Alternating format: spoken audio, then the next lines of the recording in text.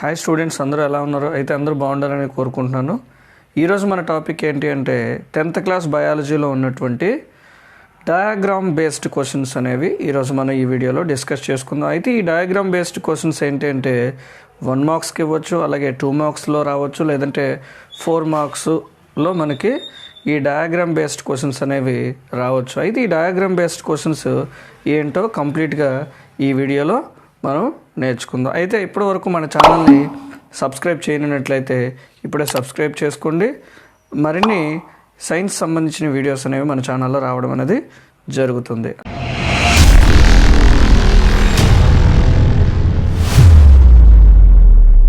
Diagram based questions.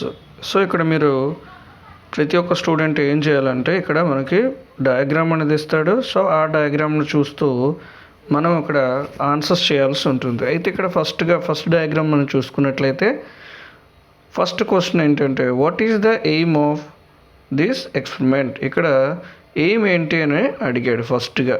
So ఈ aim ఏంటి అని ఏంటంటే కార్బన్ డైఆక్సైడ్ అనేది అవసరం అవుతుంది దేనికి, ప్లాంట్ తాలూకా ఫోటోసింథసిస్ జరపడానికి. కాబట్టి CO2 is necessary for photosynthesis అనేటువంటిది మెయిన్ ఎయిమ్. అయితే సెకండ్ వచ్చేసరికి what are the materials used in this experiment. ఈ ఎక్స్పెరిమెంట్లో మనకి ఏ మెటీరియల్స్ అనేది వాడతారో సెకండ్ క్వశ్చన్ అడిగాడు. ఇక్కడ మనకి పిక్చర్లో కనిపించినట్టుగా ఒక పొటాటెడ్ ప్లాంట్ ఒకటి తీసుకుంటూ, అలాగే ఒక వైడ్ మౌత్ బాటిల్ ఒకటి తీసుకున్నాం. అలాగే ఇక్కడ మనకి ఇందులో చూసుకున్నట్లయితే గ్రీన్ కలరు మనకి కనిపిస్తుంది కదా ఇక్కడ పిక్చర్లో.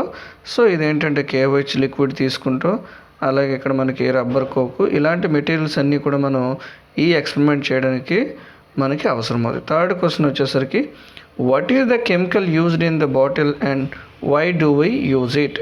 ఇక్కడ మనకి ఏంటంటే ఈ కెమికల్ అనేది ఎందుకు యూజ్ చేస్తున్నాడు ఈ బాటిల్లో, KOH అంటే పొటాషియం హైడ్రాక్సైడ్ అనేది ఎందుకు యూజ్ చేశాడంటే ఆ బాటిల్లో ఉండేటువంటి కార్బన్ డైఆక్సైడ్ని అబ్జర్వ్ చేసుకోవడానికి, అలాగే ఇన్ కేసు ఆ ప్లాంట్ తాలూకా లీఫ్లో ఉన్నటువంటి CO2ని కూడా అబ్జర్వ్ చేసుకోవడానికి అక్కడ పొటాషియం హైడ్రాక్సైడ్ KOH లిక్విడ్ని యూజ్ చేశాడు. అయితే ఫోర్త్ క్వశ్చన్ వచ్చేసరికి what is the inferences you draw from the experiment. Next fifth question వచ్చేసరికి how are the apparatus arranged. So వీటిని ఎలా అరేంజ్ చేయాలంటే కంప్లీట్గా ప్రొసీజర్ అనేది ఇక్కడ మనకి ఫిఫ్త్ క్వశ్చన్ ఆన్సర్ అనేది రాయాల్సి ఉంటుంది.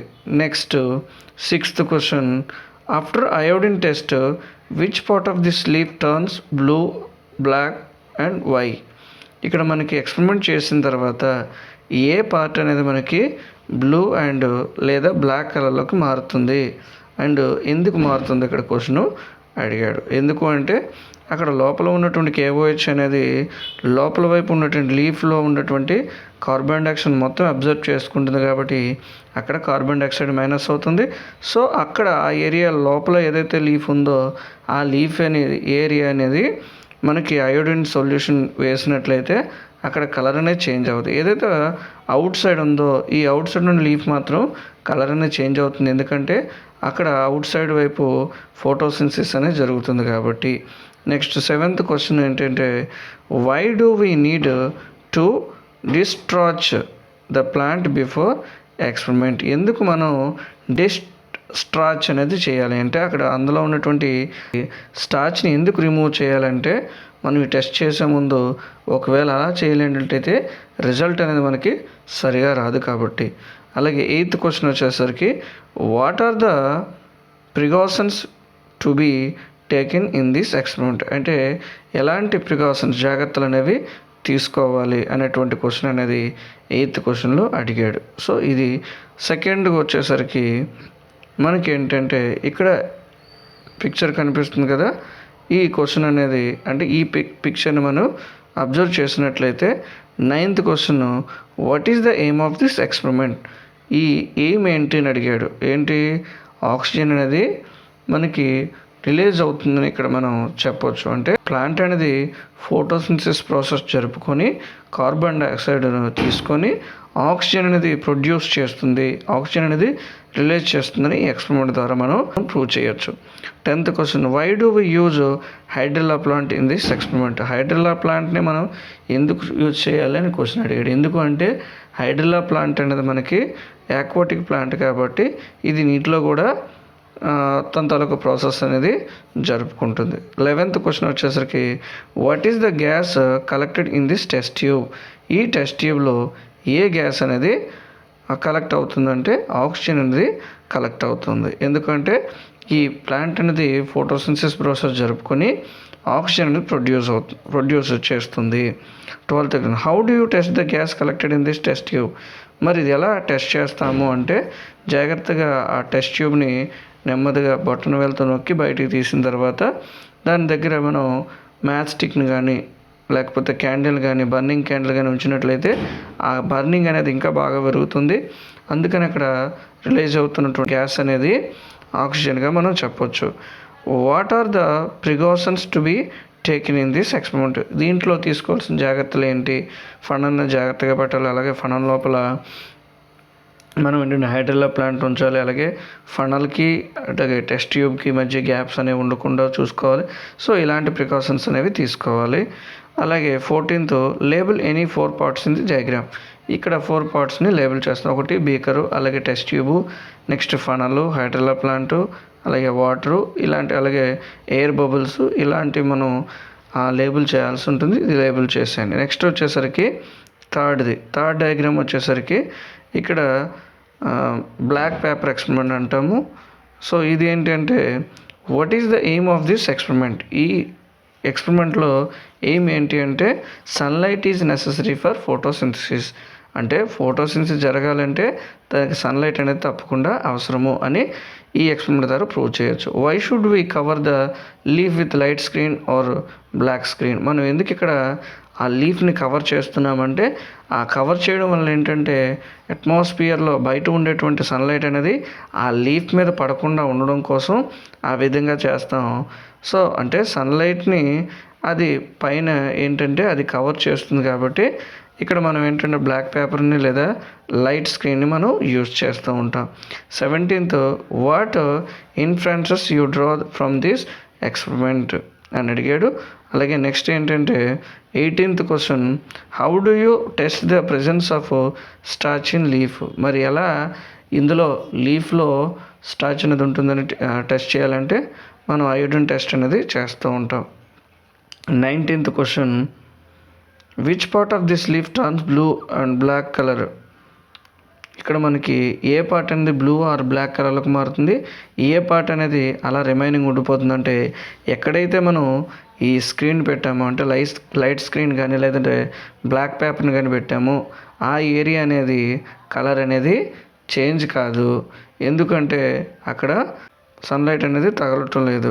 అది రిమైనింగ్ ఏదైతే సన్లైట్కి ఎక్స్పోజ్ అవుతుందో ఆ ఏరియా మొత్తం కూడా మనకి బ్లాక్ కలర్ లేదా బ్లూ కలర్లోకి కన్వర్ట్ అవుతుంది. ఎందుకంటే ఆ ఏరియాలో సన్లైట్ తీసుకొని ఫోటోసింథసిస్ ప్రాసెస్ జరిపి అక్కడ స్టార్చ్ అనేది ఏర్పడుతుంది. సో నెక్స్ట్ క్వశ్చన్కి వెళ్ళేసరికి 20th క్వశ్చన్ చూద్దాం. 4th డయాగ్రామ్లో మనకి ఏంటంటే డస్ ద డయాగ్రామ్ ఇండికేట్? ఇక్కడ మనకి ఈ డయాగ్రామ్లో ఏం ఇండికేట్ చేస్తుందంటే ఫుడ్ పైప్లో అదే ఎసోఫాగస్లో మనకి ఫుడ్ అనేది పెరిస్టాలిక్ మూమెంట్స్ అవుతుందని మనం ఇది ఇండికేట్ చేస్తుందని చెప్పొచ్చు. నెక్స్ట్ ఏంటంటే 21st question, name the part of the alimentary canal in the diagram.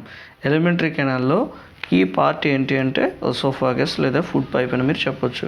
22nd question వచ్చేసరికి name the muscles responsible for the movements of bolus. Sphincter muscles అనేవి అంటే ఇక్కడ ఏ మజిల్స్ అనేవి రెస్పాన్సిబుల్గా ఈ మూమెంట్ చేస్తూ ఉంటాయంటే sphincter muscles. Next 23rd question, what is the name of the movement shown in the diagram? ఇక్కడ ఏ మూమెంట్ అనేది చూపిస్తుంది అంటే పెరిస్టాలిక్ మూమెంట్స్ అనేవి చూపిస్తాయి. 24th question, name the sphincter through which bolus enters the stomach. అయితే ఏ స్పింక్చరింగ్ అనేది ఇక్కడ name the sphincter through which bolus enters the stomach. ఆ స్పింక్చర్ని ఏమంటామంటే పెరిస్టాలిక్ స్పింక్చర్ అని కూడా మనం ఇక్కడ చెప్పొచ్చు. నెక్స్ట్ 5th డయాగ్రామ్ వచ్చేసరికి what is the main role of pot epiglottis. Epiglottis అనేది మనకి ఇక్కడ మనకు చూసుకున్నట్లయితే అది ఏ విధంగా మనకి యూజ్ అవుతుందంటే ఫుడ్ ప్యాసింగ్ని అలాగే ఎయిర్ ప్యాసింగ్ని కంట్రోల్ చేయడానికి ఎపిగ్లాటిస్ అనేది యూజ్ అవుతుంది. 26th క్వశ్చన్ వచ్చేసరికి label the parts in the diagram.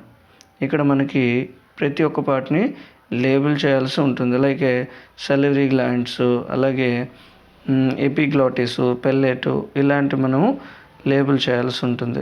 27th question వచ్చేసరికి why are we advised not to talk while eating.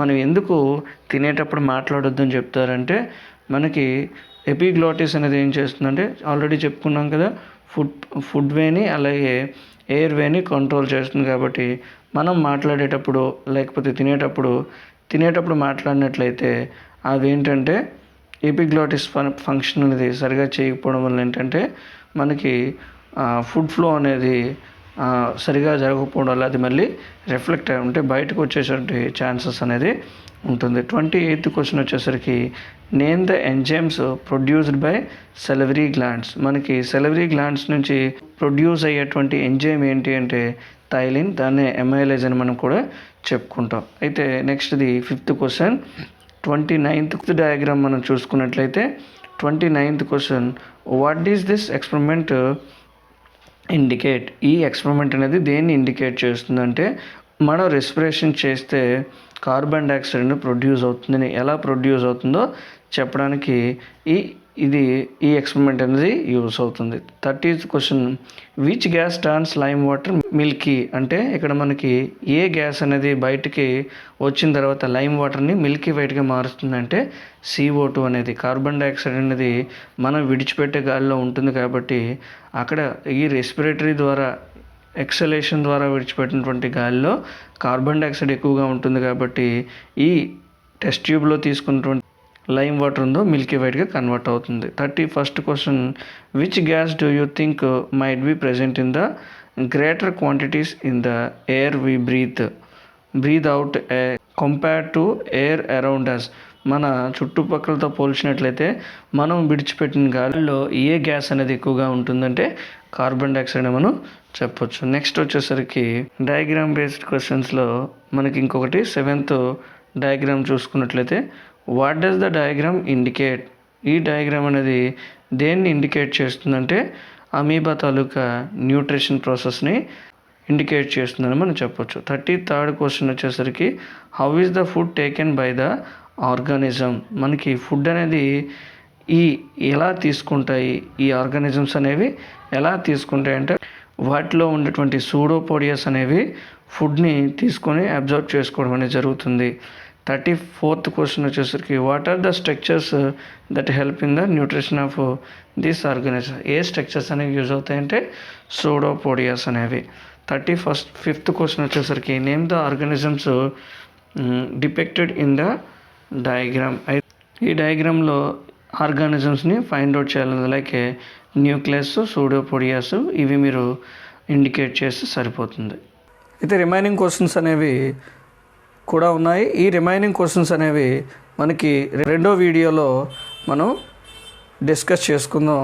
ఆ వీడియో తాలూకా లింక్ కూడా మీకు ఈ వీడియో తాలూకా డిస్క్రిప్షన్లో ఇవ్వడం అనేది జరిగింది. సో దాంట్లోకి వెళ్ళి మీరు రిమైనింగ్ క్వశ్చన్స్ అనేవి మీరు ఆ వీడియోలో మీరు చూడొచ్చు. ఈ వీడియో కనుక మీకు నచ్చినట్లయితే తప్పకుండా లైక్ చేయండి అండ్ షేర్ చేయండి. Thank you for watching.